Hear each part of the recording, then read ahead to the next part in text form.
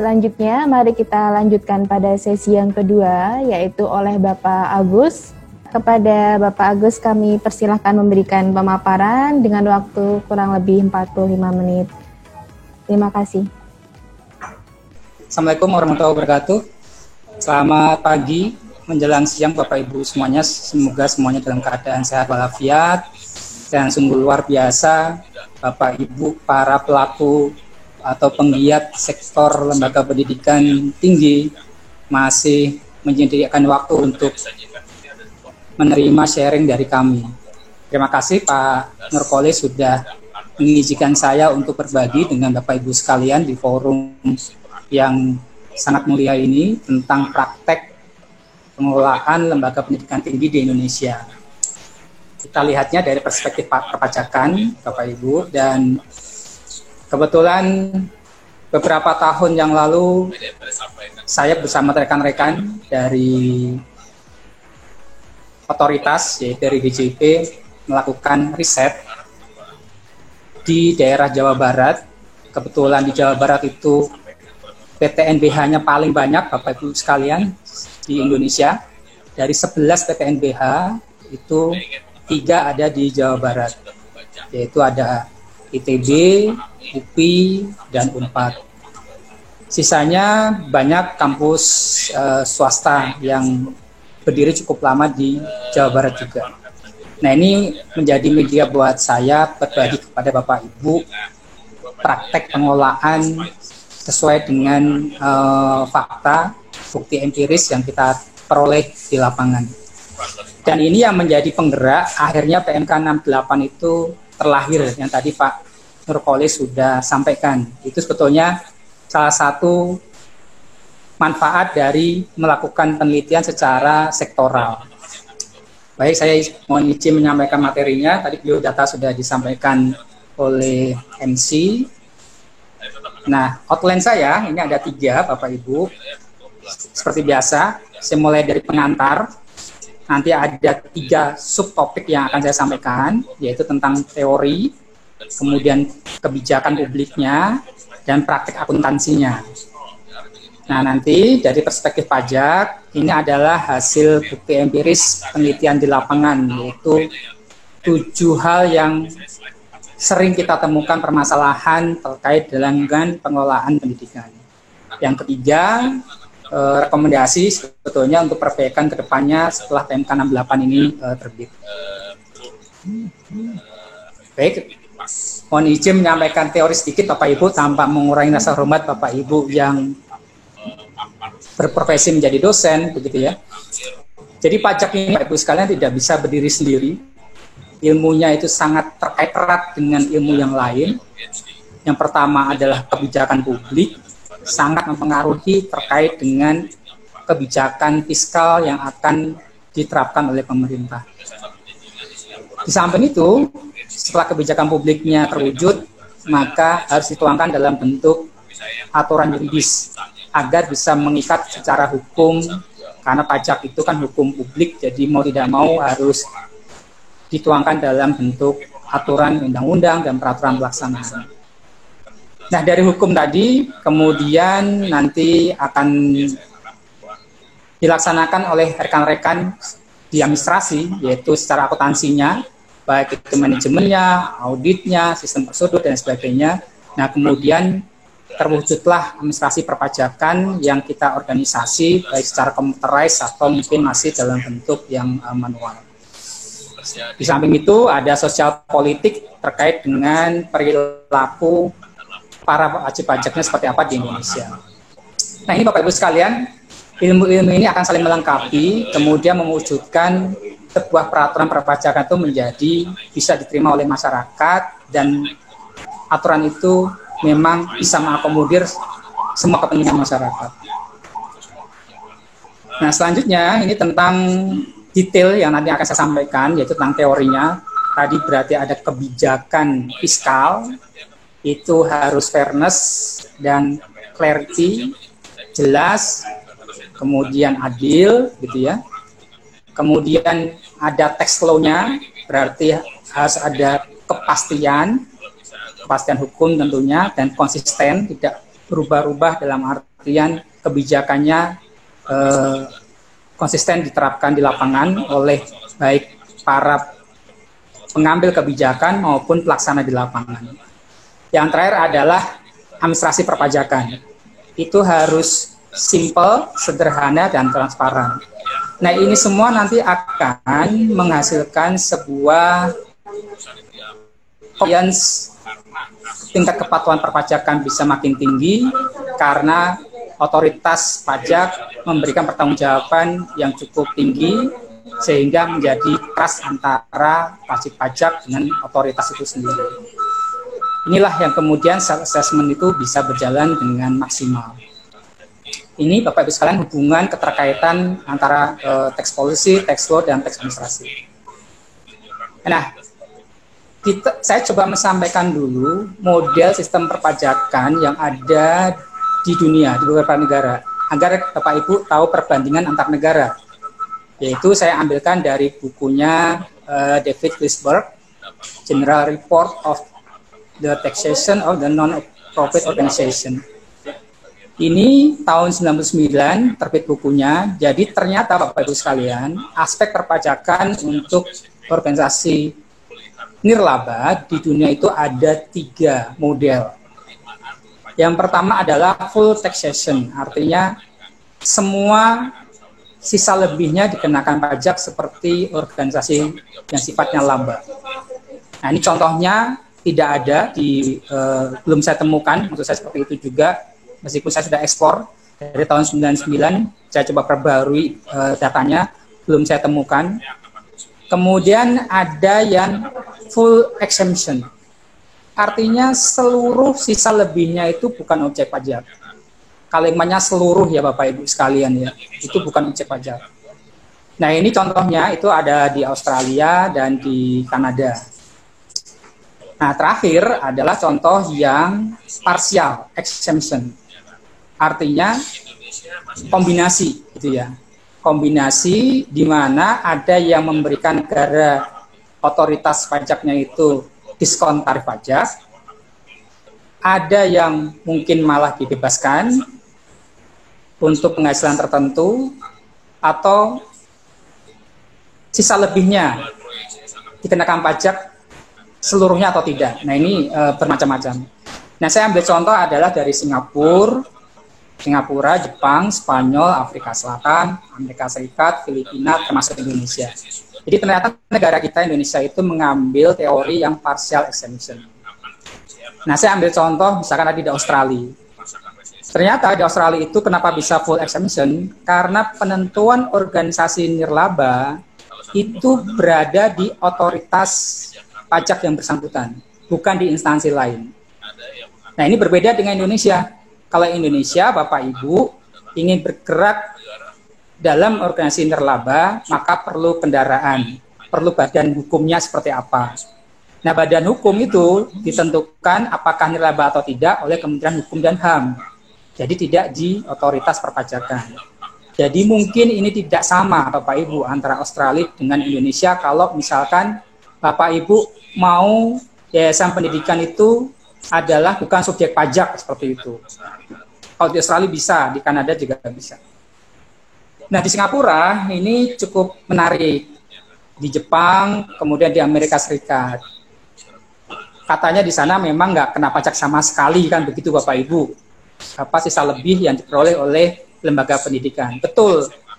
Tetapi hanya yang bersumber dari sektor pendidikan saja Bapak Ibu. Pada tadi Pak Nurkolis sudah sampaikan, sumber pendapatan atau penerimaan yayasan pendidikan atau PTNBH yang sekarang cukup menarik kita bahas, kan sangat banyak Bu sumbernya Bapak Ibu sekalian. Bisa dari kantin, bisa dari parkir, gitu kan, atau hasil dari penelitian dan lain sebagainya. Nah, sedangkan kalau itu nanti Bapak Ibu kasusnya ada di Singapura, maka hanya yang bersumber dari pendidikan saja yang mendapat fasilitas. Tapi kalau tadi ada kantin dan lain sebagainya itu kena pajak juga. Nah, berarti ada perbedaan nanti dengan Indonesia seperti apa. Jadi ini sasarannya adalah di penghasilan kena pajaknya ya, untuk memberikan fasilitas atau stimulusnya, yaitu penghasilan kena pajaknya saja yang diatur, yang nggak kena pajak seperti apa. Nah, di Filipina cukup menarik, ternyata memberikan tarif diskon, gitu, yaitu tarif 10% dari normal yang kalau organisasi laba itu standarnya 30%, tapi kalau untuk organisasi nirlaba, tarif pajaknya adalah cuma 10%. Nah, itu tentunya pilihan-pilihan ya Bapak Ibu sekalian ya. Kalau di Indonesia tarif pajaknya tidak ada yang berbeda, sama semuanya, kecuali apabila yang memang go public atau yang UMKM itu baru tarif pajaknya berbeda. Tetapi untuk yayasan pendidikan itu tidak masuk ke UMKM, maka mau tidak mau masuknya ke tarif yang umum. Nah, Indonesia sendiri seperti apa? Nah, setiap negara kan punya karakteristik masing-masing Bapak Ibu sekalian ya, dari sisi pengelolaan sektor pendidikan. Nah, di Indonesia ternyata memilih yang pilihan keempat, yaitu pertama, semua pendapatan, baik yang sumbernya dari sektor pendidikan atau non-pendidikan, itu bukan objek pajak Bapak Ibu sekalian. Kecuali yang sudah final tadi ya, Pak Nurfal sudah sampaikan, atau bukan objek pajak dipisah dulu, seperti itu.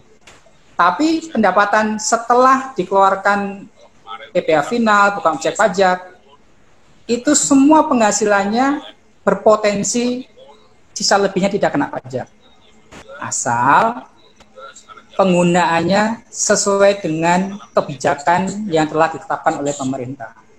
Nah, jadi ini uniknya Bapak Ibu dibandingkan dengan negara yang lain. Indonesia punya karakteristik tersendiri. Kenapa bisa begitu? Nah, pasti ada kebijakan publiknya seperti apa. Ini jumlah perguruan tinggi di Indonesia cukup banyak Bapak Ibu sekalian, database yang saya miliki dari populasi jumlah penduduk Indonesia 258 juta orang. Ini ada 4.500 perguruan tinggi, luar biasa. PTNBH ada 11 gitu kan. Kemudian universitas, institut, sekolah tinggi ini ada 3.170. Wah, ini cukup masif Bapak Ibu sekalian ya kalau kita lihat. Nah, ini neraca pendidikan nasional 2019. Pemerintah punya kewajiban dana APBN itu 20%-nya harus dialokasikan untuk pendidikan, ya kan? Nah, ternyata di Indonesia Bapak Ibu sekalian, pendidikan itu tidak hanya diatur oleh Kemendikbud, tapi ada Kemenak. Kemudian sebelumnya ada Kementerian, ya? Pak Agus, di sebelah kan ada suara-suara sedikit ya, dikecilkan sedikit bisa Mas? Mohon maaf, oke siap Pak. Oke, makasih Pak Agus. Oke siap, mohon maaf nggak kedengaran. Nah, ini ada Kemenak, kemudian ada Kemensekdikti yang sekarang waktu Kabinet Indonesia Maju sudah dialihkan semuanya untuk perguruan tinggi itu masuk ke Kemendikbud. Lalu ada kementerian dan lembaga lain.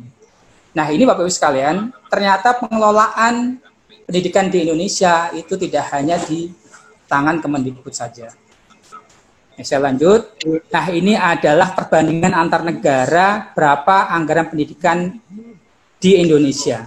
Dibandingkan dengan negara lain, Indonesia memang masih sangat rendah Bapak Ibu, yaitu di bawah 1% dari total GDP. Yang lainnya bisa sampai 2,5%. Nah, perbandingan berikutnya adalah masalah pengeluaran pendidikan, proporsi untuk private, swasta, dan untuk publik. Ternyata di Indonesia, private itu lebih rendah dibandingkan dengan yang publik. Artinya pemerintah masih mendominasi untuk penyelenggaraan pendidikan. Totalnya adalah dari semuanya itu 76,1%. Tapi kita lihat Bapak Ibu sekalian, kurva di negara-negara lain, ternyata malah ada yang lebih tinggi private-nya dibandingkan dengan publiknya. Contohnya adalah UK, Jepang, dan seterusnya Bapak Ibu bisa perhatikan.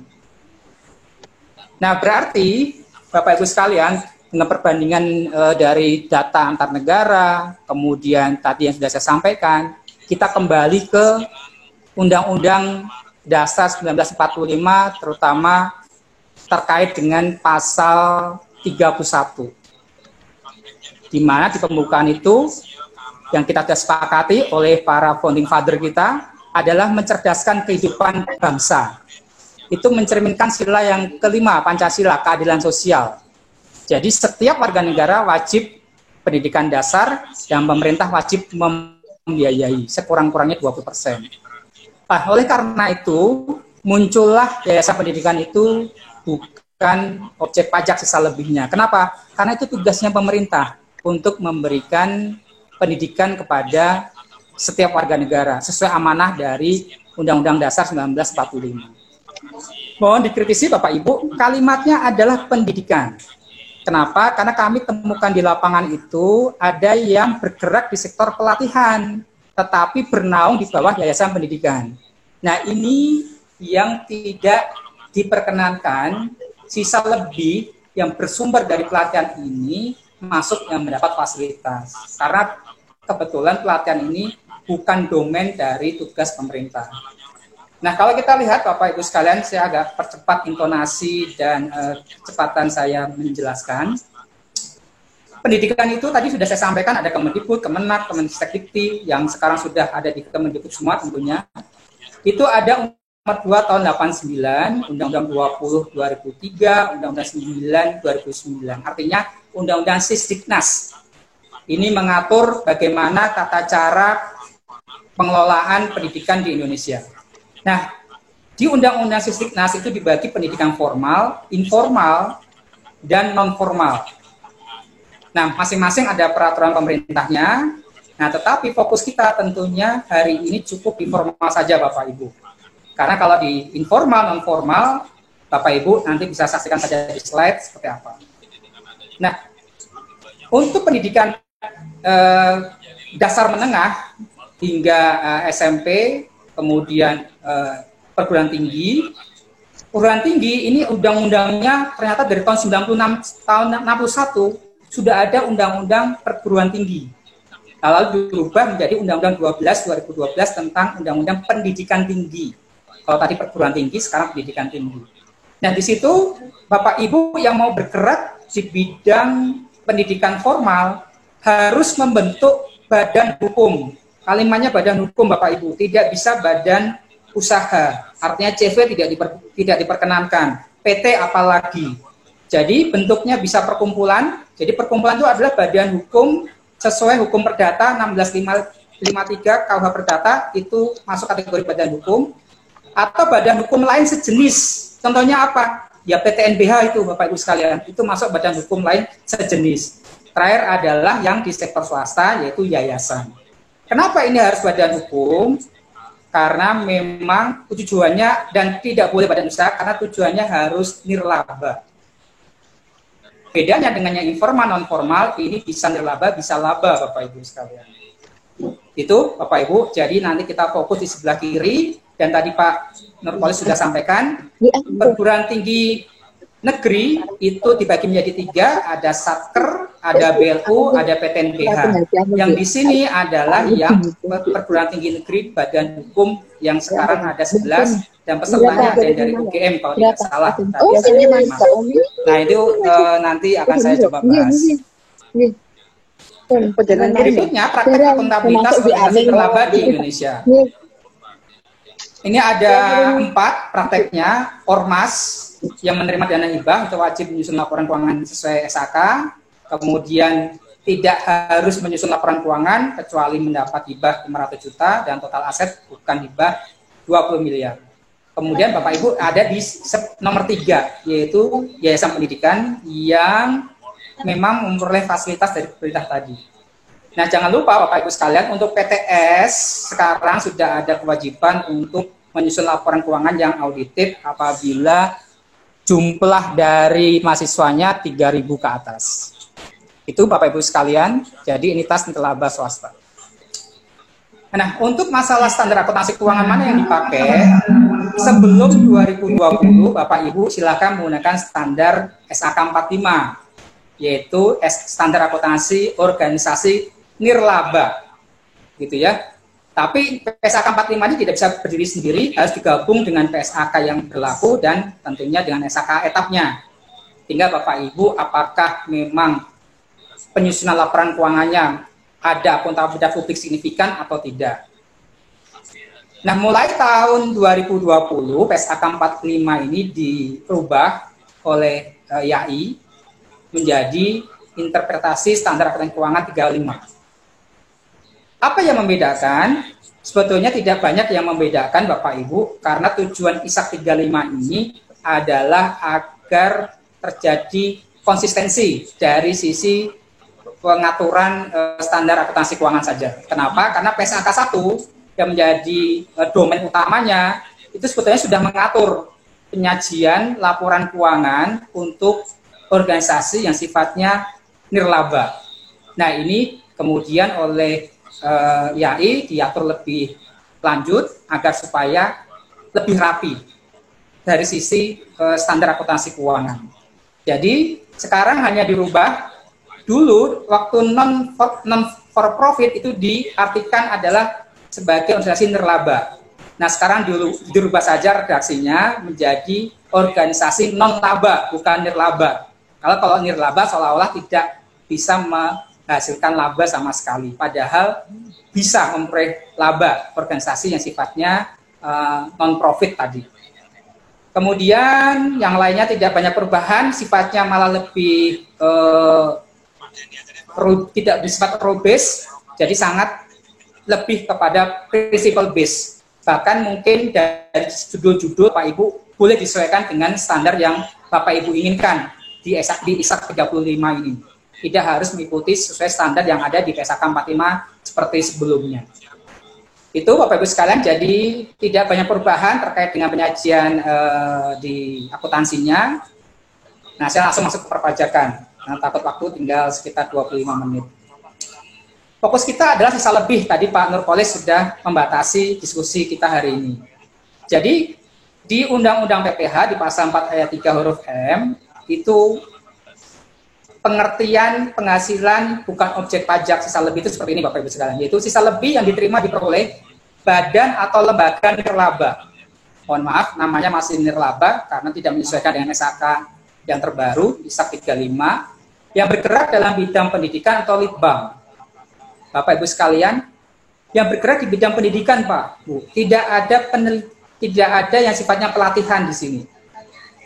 Lalu berikutnya adalah telah terdaftar pada instansi yang membidanginya. Bisa Kemenak, bisa Kemendikbud, dan lain sebagainya. Lalu tadi Pak Nurpolis sudah sampaikan ditanamkan kembali dalam bentuk Satpras. Dan terakhir jangka waktunya diatur yaitu 4 tahun sejak diperolehnya sisa lebih tadi. Nah, fokus Bapak Ibu yang nanti akan saya bahas adalah 4 poin ini dan saya tuangkan dalam bentuk temuan-temuan permasalahan yang sering terjadi di lapangan. Nah, ini 7 praktek permasalahan di lapangan. Yang pertama adalah ternyata banyak yayasan pendidikan itu yang melakukan kegiatan usaha. Nah, nanti kita lihat Bapak Ibu sekalian seperti apa. Memang nggak boleh Pak Agus. Nah, nanti kita bahas. Lalu banyak lembaga pendidikan yang legal formalnya masih bercampur Bapak Ibu dengan entitas yang lain. Contohnya bercampur dengan rumah sakit legal formalnya atau bercampur dengan yayasan nirlaba lainnya yang sebetulnya bukan domain di pendidikan. Lalu penggunaan sisa lebih yang tadi Pak Nurpolis sudah sampaikan akan kita sampaikan seperti apa praktek di lapangan. Yang keempat, masih kami temukan ada pembagian laba terselubung kepada pendiri atau kepada pihak-pihak terkait lainnya melalui transaksi yang ada hubungan afiliasi. Berikutnya nomor 5 itu terkait dengan investasi usaha. Jadi banyak sekali yang yayasan pendidikan itu berinvestasi di luar maksud dan tujuan dari pendirian yayasan tadi. Keenam, administrasi, tadi Pak Nurpolis sudah sampaikan, banyak yang tidak lapor penggunaan sisa lebih dan lain sebagainya, nanti akan kami bahas. Kemudian masih banyak yang belum paham. Tentang apa Pak Agus? Karena mayoritas Bapak Ibu pahamnya itu sisa lebih yayasan pendidikan tidak kena pajak. Sudah Bu, titik. Padahal itu koma. Komanya apa? Yang sisa lebih tadi itu bukan sisa lebih komersial Bapak Ibu sebetulnya, tapi sisa lebih secara fiskal. Nah, itu yang membedakan Bapak Ibu, berarti mau tidak mau, meskipun sisa lebihnya tidak kena pajak, harus melakukan koreksi fiskal seperti Pak Nurpolis tadi sampaikan. Itu Bapak Ibu sekalian, mohon izin saya perdalam satu-satu dalam jangka waktu kurang lebih 20 menit. Satu yang akan saya bahas tentang melakukan usaha, boleh atau tidak sebetulnya yayasan pendidikan itu. Nah, definisi nirlaba dulu Bapak Ibu sekalian akan saya bahas. Secara undang-undang pajak bahwasanya tidak ada definisi yang eksplisit dituangkan dalam undang-undang pajak penghasilan. Tapi kalimatnya adalah tahun 83, tapi Bu yang saya ambil Bapak Ibu sekalian, penghasilan yayasan dari usaha yang semata-mata ditujukan untuk kepentingan umum. Nah, tapi kan masih terlalu luas Bapak Ibu ya definisinya. Nah, kalau kita melakukan penafsiran hukum di Undang-Undang Pendidikan Tinggi, ini ternyata diatur pengertian prinsip nirlaba, yaitu yang penting tujuannya tidak untuk mencari laba, sehingga, masih koma Bapak Ibu ya, sehingga seluruh sisa hasil usaha dari kegiatan harus ditanamkan kembali ke perguruan tinggi untuk meningkatkan kapasitas dan atau mutu layanan pendidikan. Pak Agus, sekarang kalau saya punya putra yang mau saya daftarkan ke katakanlah universitas swasta, kemudian di kedokteran, fakultas kedokteran, itu kan mahal sekali Pak Agus. Berarti mencari laba dong Pak, ini Pak, universitasnya. Tidak Bapak Ibu sekalian, karena ini kunci, seharusnya dikembalikan lagi untuk sarana prasarana. Jadi pengertian apakah itu nirlaba atau tidak bukan dari harganya yang mahal, tetapi dilihat harus dikembalikan lagi untuk sarana prasarana. Artinya tidak diperbolehkan untuk dikembalikan kepada pendiri atau yang lainnya. Nah, itulah yang dimaksud dengan prinsip nirlaba seperti tadi Bapak Ibu. Meskipun yang bersangkutan memang bisa mencari sisa lebihnya positif sifatnya. Nah, sekarang kita perdalam perbedaan antara yayasan pendidikan swasta dan PTNBH. Kebetulan pesertanya ada yang PTNBH juga, ada yang yayasan pendidikan, atau Bapak Ibu yang sektornya masih BLU, perguruan tinggi negerinya, akan menuju PTNBH, moga-moga silakan persiapkan diri. Nah, ini yang perbedaan sangat signifikan Bapak Ibu sekalian. Kalau yayasan pendidikan, kata kuncinya adalah kalau dalam melakukan usaha, itu yang bersangkutan memang diperbolehkan. Kalimatnya dapat melakukan kegiatan usaha untuk menunjang maksud dan tujuannya. Cuman caranya Bapak Ibu sekalian, dengan mendirikan badan usaha. Artinya Bapak Ibu bikin entitas baru, atau ikut serta dalam suatu badan usaha. Artinya Bapak Ibu men-take over saham dari pemilik saham yang lainnya, misalkan seperti itu. Artinya kesimpulannya Bapak Ibu tidak boleh secara langsung melakukan kegiatan usaha di luar pendidikan tadi. Jadi misalkan Ibu Bapak punya kantin, harusnya itu dikelola oleh koperasi misalkan, atau dikelola oleh bikin entitas baru, CV misalkan, mohon maaf, PT misalkan. Nah seperti itu, jadi Bapak Ibu tidak boleh secara langsung melakukan kegiatan usaha. Nah bedanya dengan PTNBH, ini di statuta PTNBH, ini kan bedanya Bapak Ibu sekalian, kalau yayasan pendidikan ini badan hukum privat, kalau PTNBH ini badan hukum publik. Kalau privat, Bapak Ibu diberikan status badan hukumnya lewat undang-undang, di mana nanti akan disahkan oleh Kementerian Hukum dan HAM. Tapi kalau PTNBH ini tidak lewat Kementerian Hukum dan HAM, tetapi lewat peraturan pemerintah, dan nanti Presiden yang secara langsung akan memberikan status badan hukumnya. Nah ini PTNBH di statutanya masing-masing ternyata diperkenankan melakukan usaha secara langsung. PTNBH itu Bapak Ibu sekalian. Jadi sangat berbeda dengan yayasan pendidikan.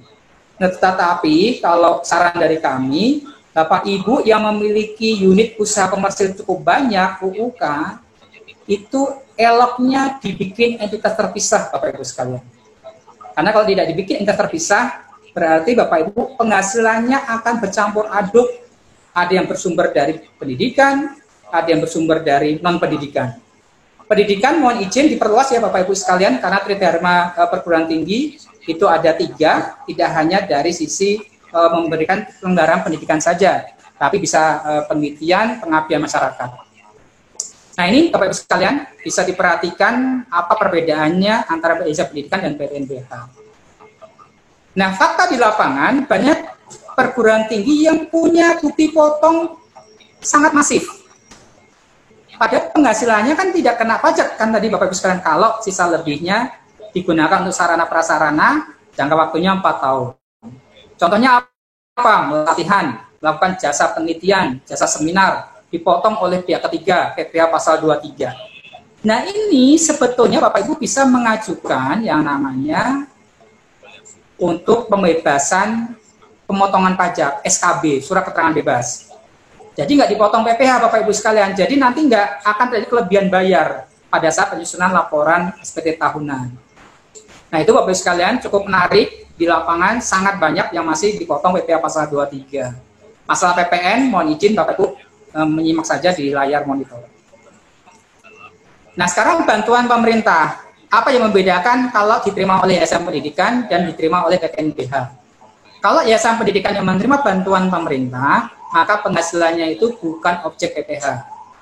Tapi kalau PTNBH itu menerima bantuan pengelolaan operasional perguruan tinggi negeri, misalkan begitu, itu sifatnya adalah subsidi pemerintah yang punya tugas memberikan pendidikan kepada setiap warga negara. Nah, itu kan tugasnya ada di tentunya perguruan tinggi negeri, badan hukum. Jadi karena PTNBH ini tidak bisa meningkatkan SPP lebih tinggi tanpa izin dari pemerintah, maka pemerintah konsekuensinya harus memberikan subsidi. Nah, subsidi ini berarti sebetulnya tarif normal dibandingkan dengan tarif yang memang dipungut oleh PTNBH. Selisihnya itu adalah subsidi pemerintah. Nah, makanya penghasilan dari subsidi pemerintah itu adalah objek PPh pajak. Karena esensinya seperti itu Bapak Ibu sekalian. Nah, berikutnya adalah legal formal. Bapak Ibu, rumah sakit, Undang-Undang Rumah Sakit, Undang-Undang 44 tahun 2009, itu sebetulnya rumah sakit hanya boleh bergerak di bidang perumahsakitan saja. Kalimatnya hanya bergerak di bidang perumahsakitan. Pendidikan tidak boleh, tapi kebanyakan stikes, poltekkes gitu ya, masih di bawah naungan dari yayasan rumah sakit. Nah, itu apakah diperbolehkan Pak Agus? Kebetulan undang-undang rumah sakit ini dilakukan judicial review oleh rekan-rekan di Muhammadiyah dan diputuskan oleh Mahkamah Konstitusi itu tahun 2013 bahwasanya boleh yayasan pendidikan di bawah yayasan rumah sakit. Jadi tidak ada masalah Bapak Ibu sekalian. Cuman sulitnya adalah memisahkan antara penghasilan yang bersumber dari rumah sakit dan dari yang pendidikan tadi. Lalu masih banyak sektor-sektor di luar. Jadi mohon izin, banyak yang mencoba untuk masuk ke pendidikan formal dengan cara membuat PT. Tujuannya apa? Karena kita tahu Bapak Ibu sekalian, sektor usaha yang tidak tergerus itu adalah kesehatan, kemudian pendidikan, dan ini lahan yang sangat terbuka luas sekali karena SDM Indonesia sangat luas. Apalagi Pak Jokowi tahun ini 2019 hingga nanti beliau berakhir fokusnya adalah ke peningkatan SDM. Nah, banyak yang legal formalnya menggunakan yayasan untuk perizinan ke Kemendikbud, tapi fakta di lapangan manajemennya pakai PT. Wah, ini sangat vulgar menurut saya Bapak Ibu sekalian, mencari keuntungan dari bisnis pendidikan formal dengan cara seperti ini. Kami temukan, tapi kami tidak boleh menyampaikan kampus mana atau pendidikan mana yang melakukan kegiatan seperti ini. Nah, ini tidak diperbolehkan sama sekali.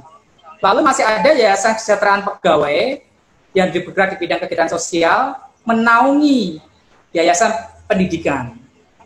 Padahal kegiatannya adalah untuk menyejahterakan pegawai dari satu sektor perusahaan tertentu. Tapi di bawah dari Yayasan Kesejahteraan Pegawai ini ada sektor atau unit yaitu yang bergerak di sektor pendidikan. Nah, ini akan sangat kompleks Bapak Ibu manakala Bapak Ibu mencampur seperti ini kegiatannya. Karena harus bisa dipisahkan. Yang tidak kena pajak adalah sisa lebih dari yang sektor usahanya pendidikan saja. Baik, itu nomor 2, legal formal. Yang ketiga adalah penggunaan sisa lebih. Ini kompleks sekali Bapak Ibu sekalian. Makanya kemudian penggunaan sisa lebih, rekomendasi kami terakhir itu diperluas. Makanya kemudian ada dana abadi, bisa dipakai untuk dana abadi, atau dipindahkan ke lembaga pendidikan yang lainnya. Itu ada salah satu bentuk perluasan Bapak Ibu penggunaan sisa lebih. Nah, tetapi penggunaan sisa lebih yang bisa dipakai untuk sarana prasarana itu sebetulnya hanya skopnya untuk pembelian, pengadaan, dan atau pembangunan fisik. Bapak Ibu sekalian. Jadi sebetulnya non fisik itu tidak bisa. Contohnya apa? Bapak Ibu mau sisa lebihnya dipakai untuk beasiswa dosen misalnya. Atau penggunaan sisa lebihnya dipakai untuk melakukan riset. Nah, itu nggak bisa, Bapak Ibu sekalian. Kenapa? Karena tugas pemerintah itu sementara fokusnya adalah meningkatkan fisik dari sarana prasarana pendidikan dulu, Pak. Fokusnya ke sana. Tapi masalah beasiswa dosen, penelitian, sebetulnya bisa disupport dari instansi yang lain yang memang pemerintah sudah menyediakan fasilitas beasiswa atau hibah-hibah yang lainnya. Jadi dibagi-bagilah Bu, Pak, seperti itu sebetulnya. Nah, ternyata kami temukan di lapangan masih banyak dan beberapa sisa lebih itu dipakai untuk pembagian bonus atau insentif pegawai. Nah, ini tentunya tidak diperkenankan secara undang-undang yayasan. Ya, di Undang-Undang Nomor 28 tahun 2004, Bapak Ibu tidak diperkenankan sebetulnya Bapak Ibu memberikan manfaat kepada para pendiri gitu ya. Dan di sini di masalah sistem pendidikan tinggi tadi sebetulnya sisa lebihnya itu harus digunakan untuk meningkatkan kualitas dari pendidikan itu sendiri. Nah, ini yang mohon izin Bapak Ibu, apabila masih ada seperti ini, silakan Bapak Ibu jangan mengambil dari sisa lebih.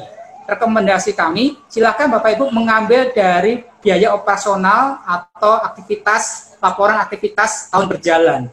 Jangan mengambil dari sisa lebih yang sudah dibuat oleh manajemen, oleh pengurus, yang nanti akan dialokasikan untuk sarana prasarana ke depan. Lalu masih ada yang dipakai untuk perawatan atau perbaikan sarana prasarana. Nggak boleh Bapak Ibu sekalian, kecuali perawatan yang sifatnya overhaul yang memang memberikan manfaat lebih dari 1 tahun perbaikan itu. Maka itu diperkenankan karena akan menjadi aset secara akuntansi. Lalu sebelumnya pengalian itu tidak boleh ke pendidikan lain, sekarang diperkenankan.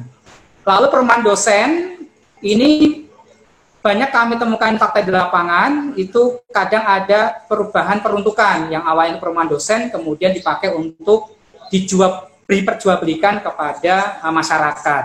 Nah, ini karena perumahan dosen tentunya sangat majemuk kepentingannya, ada yang setuju, ada yang tidak, ini seperti itu Bapak Ibu sekalian. Yang keempat, waktu saya mungkin masih 5 menit lagi, 7 menit, pembagian laba terselubung. Kekayaan yayasan dilarang dialihkan atau dibagikan secara langsung atau tidak langsung Bapak Ibu sekalian di pasal 5 Undang-Undang Yayasan. Jadi Bapak Ibu sekalian, seharusnya kalau Bapak Ibu fokus sebagai pendiri yayasan, maka harus merelakan aset itu akan dikuasai oleh negara tentunya akhirnya nanti. Jadi sebetulnya masih kami temukan banyak aset itu atas nama pendiri atau pembina. Jadi belum dipindah tangankan kepada yayasan. Lalu ada pembayaran sewa lahan kepada pendiri atau pembina. Padahal itu sebetulnya sudah bisa diserah terimakan kepada yayasan. Nah, ini sebenarnya kita ada pembagian laba terselubung. Atau pembayaran jasa kepada pihak terafiliasi. Padahal sebetulnya tidak perlu ada pembayaran jasa kepada pihak terafiliasi tadi. Lalu ada pembayaran kepada pembina pengawas bukan pegawai. Bapak Ibu sekalian, pembina pengawas sesuai Undang-Undang Yayasan tidak diperkenankan menerima imbalan. Jadi Bapak Ibu tidak diperkenankan memberikan imbalan apakah namanya uang kehormatan, uang capek kepada pembina dan pengawas. Tapi kalau kepada tentunya para pegawai atau pengurus yang aktif, maka diperkenankan. Nah ini cukup banyak kami temukan di lapangan. Lalu pembayaran kepada pengurus terafiliasi pendiri, contohnya kepada ternyata pengurusnya itu sekarang putranya atau cucunya, karena di Undang-Undang Yayasan itu hubungan keluarga, kawin atau keturunan sampai dengan derajat ketiga, horizontal atau vertikal, maka tidak boleh menerima imbalan apapun. Itu Bapak Ibu sekalian. Nomor 5, masih ada 3 tersisa yang saya sampaikan, investasi usaha. Ini cukup polemik Bapak Ibu sekalian, investasi. Jadi Bapak Ibu, sementara dana abadi itu belum diperkenankan, karena belum ada peraturan lebih lanjut, tapi tentunya nanti akan diatur dana abadi itu investasinya harus kemana. Contohnya harus ke misalkan sektor-sektor yang bergerak di bidang aktif dan listing di bursa efek misalkan begitu. Atau di investasi bunga deposito misalkan. Nah itu nanti akan diatur Bapak Ibu sekalian di dana abadi tadi. Nah, sementara sekarang ini Bapak Ibu memang sisa lebihnya tidak boleh dipakai untuk investasi. Tapi kalau Bapak Ibu mau investasi, silahkan gunakan dana yang bukan bersumber dari sisa lebih. Nah, pertanyaannya, boleh nggak Pak Agus, saya investasi dengan cara, katakan investasinya ke emas. Hubungannya apa ya sebetulnya Bapak Ibu sekalian antara yayasan pendidikan dengan investasi emas kan begitu. Tapi fakta di lapangan, akhirnya kita bisa memaklumi karena tujuannya adalah untuk subsidi silang. Tetapi tentunya investasi itu akan dikenakan pajak sesuai ketentuan yang berlaku, apakah final atau tidak final. Nah, berikutnya adalah tadi ada investasi usaha yang awalnya untuk perumahan dosen, kemudian dirubah peruntukannya. Nah, ini kami temukan ada 2 instansi lembaga pendidikan swasta yang mencoba merubah peruntukan perumahan dosen tadi. Yang ini sebetulnya tidak diperkenankan. Berikutnya nomor 6, ini ada 3 hal yang cukup menarik dan ini sangat krusial Bapak Ibu sekalian, masalah formal. Kenapa? Karena pajak itu hukumnya hukum administrasi kan gitu Bapak Ibu sekalian. Pertama adalah banyak yang Bapak Ibu bergerak di bidang pendidikan, tapi di pajak secara administrasi statusnya non efektif. Ini sangat ironis Bapak Ibu sekalian. Artinya Bapak Ibu berjalan kegiatan belajar mengajarnya, tapi secara pajak statusnya non-efektif, berarti sama sekali tidak ada setoran pajak dan pelaporan perpajakan. Nah ini mohon dicek kembali kewajiban Bapak Ibu sekalian, seharusnya ada kewajiban potputnya dan PPh badannya tetap lapor SPT tahunan. Lalu tadi Pak Nurkolis sudah panjang lebar sampaikan terkait dengan tidak menyampaikan penggunaan sisa lebih, pada cukup hanya pelaporan saja Bapak Ibu sekalian. Nah, mohon izin Bapak Ibu sekalian, terkait dengan akuntansi di sektor nirlaba atau non-laba yang sekarang dirubah, sebetulnya tujuan pelaporan keuangan itu kan untuk transparansi dan akuntabilitas Bapak Ibu sekalian.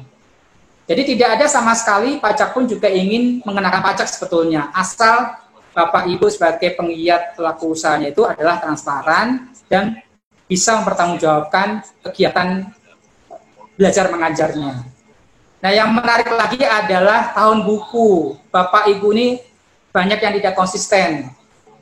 Tahun bukunya itu apakah menggunakan tahun ajar atau tahun pajak. Nah, ini terkait dengan pelaporan SPT tahunan. SPT tahunan itu adalah 4 bulan setelah berakhirnya tahun buku, Bapak Ibu sekalian. Jadi kalau Desember, pakainya tahun kalender, ya berarti berakhirnya April, Bapak Ibu harus lapor SPT tahunan. Nah, tapi kalau tahun ajar, ya berarti harusnya sesuai dengan tahun ajar yang Bapak Ibu lakukan pembukuan 4 bulan setelah itu. Nah, ini nanti akan menjadi permasalahan di administrasinya. Terakhir, nomor 7, waktu 1 menit lagi, terkait sisa lebih, tadi Pak Nurkolis sudah sampaikan ya, bahwasanya sisa lebih itu bukan komersial Bapak Ibu sekalian. Ini memang dilematis Bapak Ibu, karena banyak yang komplain ke kami, Pak Agus, komersial saja, sisa lebihnya nggak ada duitnya, Pak. Jadi kalau mau diinvestasikan untuk sarana prasarana 4 tahun, itu kami masih kesulitan. Apalagi sekarang ditambah sisa lebihnya bukan komersial, tapi fiskal.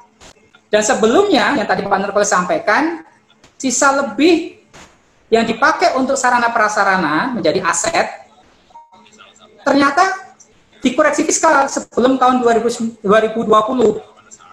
Nah, itu jadi polemik kan Bapak Ibu sekalian, makanya kami sarankan waktu penyusunan PMK 68 harusnya boleh disusutkan. Kenapa? Karena sisa lebih yang digunakan untuk sarpras, kan asetnya digunakan untuk 3M, mendapatkan, memelihara, dan menghasilkan pendapatan yang baru, kan begitu.